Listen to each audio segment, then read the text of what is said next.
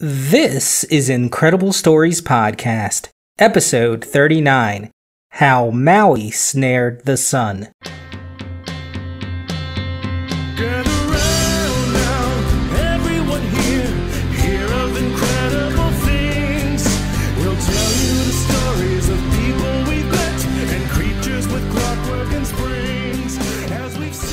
Well, hello again, everyone. It's time for another Incredible Stories podcast. I'm Josh Virla, your Larkish host, and thanks for being here. Just a reminder to please share the show if you like it, and if you don't like it, share it anyways. Maybe someone else will like it. And I'll reference where you can like it and all that jazz at the end of the episode, of course.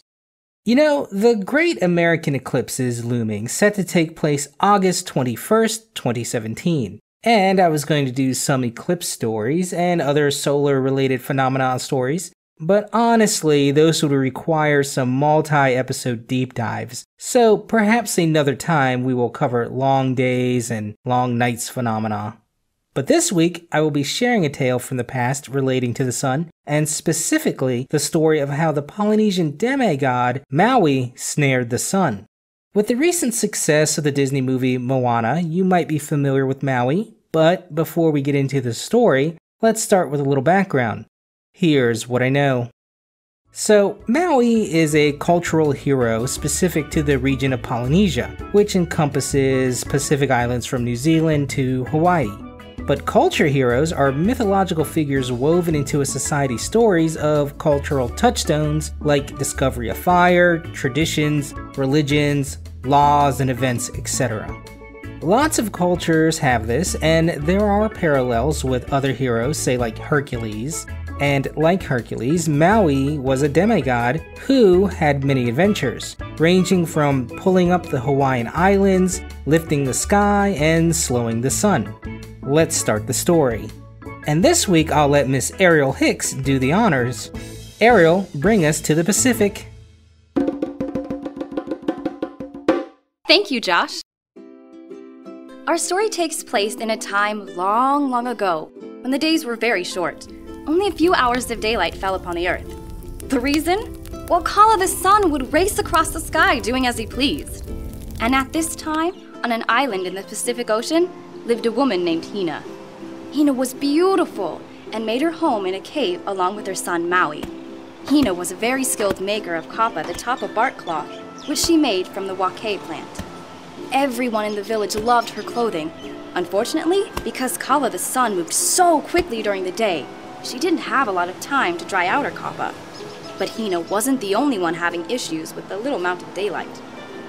Fishermen struggled to find enough time to fish, and as a result, failed to bring back enough food to feed their families.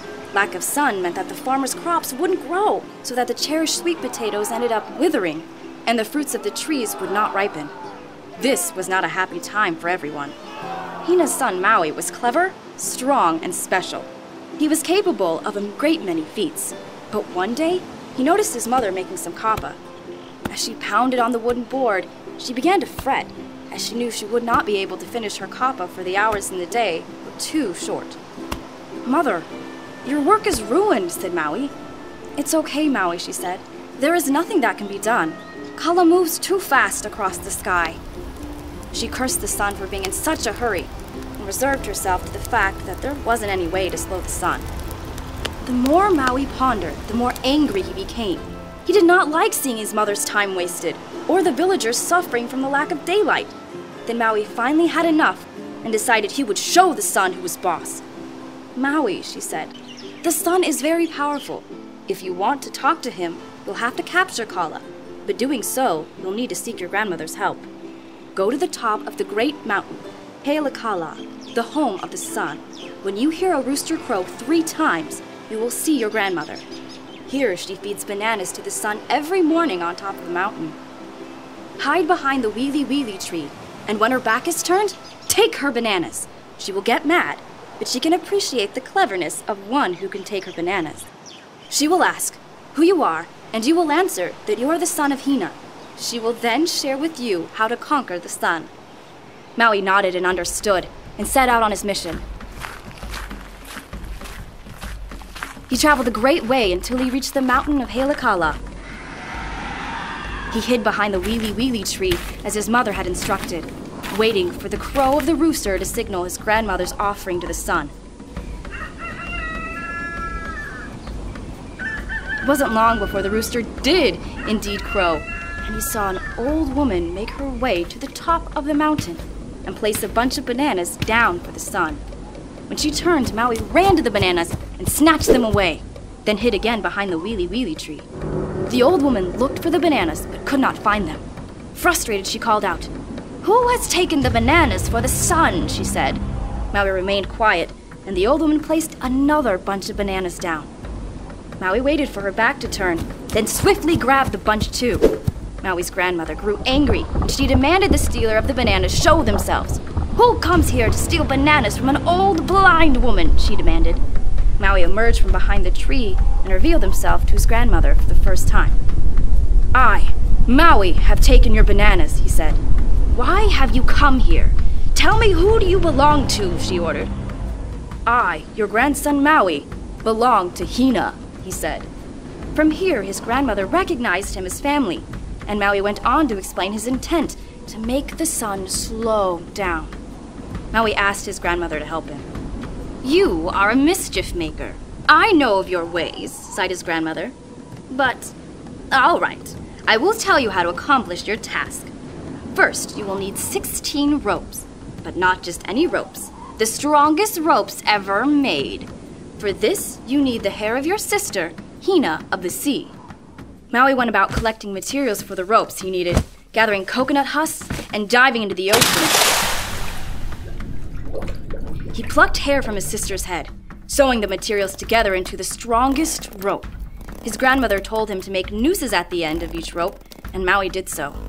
"Very good, Maui," she said. "You are near ready, but first take this magic stone axe. Once you have lassoed all the sun's legs, anchor them to the wheelie wheelie tree. Use this axe to strike at the sun. Now, go and make a place to hide near the tree and wait for the sun to rise." Maui did as instructed. He dug a shallow hole near the base of the wheelie wheelie tree and waited for the sun to rise. The following morning, the rooster crowed, and Kala the sun soon began his ascent over the mountain. Upon seeing the first leg of the sun, Maui quickly lassoed it. The sun was startled, but kept advancing. Maui swiftly tangled each leg of the sun, one by one, with his rope, then fastened the ropes to the wheelie wheelie tree. The sun tried to get away and wanted to hide back in the ocean, but Maui tugged on the ropes, forcing the sun back on land. "Why have you ensnared me?" asked Kala. "You move much too fast across the sky. People are not happy. Our work cannot be done in a day. Our food will not grow. You need to slow down," demanded Maui. The sun laughed. "I am a great sun, Kala, and I will do as I please. I'll simply just wait until the people call out for any bit of sun, and you will be forced to let me go." Maui began striking the sun with his magic axe, which hurt him. "Please, let me go," cried the sun. "Let me live. If I let you go, then you shall leave and not move slowly across the sky." "Maybe it is best if I kill you instead," said Maui. The sun begged for his life, and the two began a long conversation on what is right and what is wrong, the purpose of one's job, and the appreciation from a community. By the end of their conversation, it was decided that the people shall honor the sun for slowing down and bringing more light to them. Kala was pleased with this compromise and agreed to slow down half of the year in the summertime so that more warmth and light can be had by all. But the other half, during the winter, he would move more quickly so that he and the people could get more rest. And even this day, you can sometimes see the magic rope still attached to the sun. And that's the story of Maui and how he slowed the sun. And now you know. Whoa, whoa, whoa, whoa, whoa! That's my line, Ariel. Oh, oops, sorry. Back to you, Josh.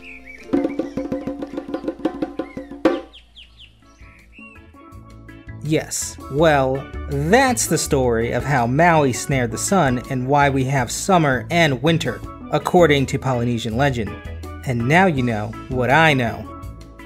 So, of course, the stories of Maui are prevalent across many Polynesian cultures, and because of which there are variations, and we merge some bits with other bits here and there. But essentially, they tell the same basic story of how a cultural hero gave us more daylight. And I love culture hero stories. Although most of them are relegated to the myths and legend category, I can't help but believe somewhere in the distant past there is some nugget of truth in all of them. Maybe Maui was a great chief in real life, or maybe this story accounts a time when the Earth rotated faster so the days moved quicker. I have nothing scientific to back this up, of course. It's just fun to think about. Oh, interesting side note, the Hawaiian island Maui isn't directly named for the hero Maui, but rather the son of the discoverer of Hawaii. And the son of the discoverer of Hawaii's name was Maui, but he was named for the demigod. And now for something fitting of a demigod, the haiku.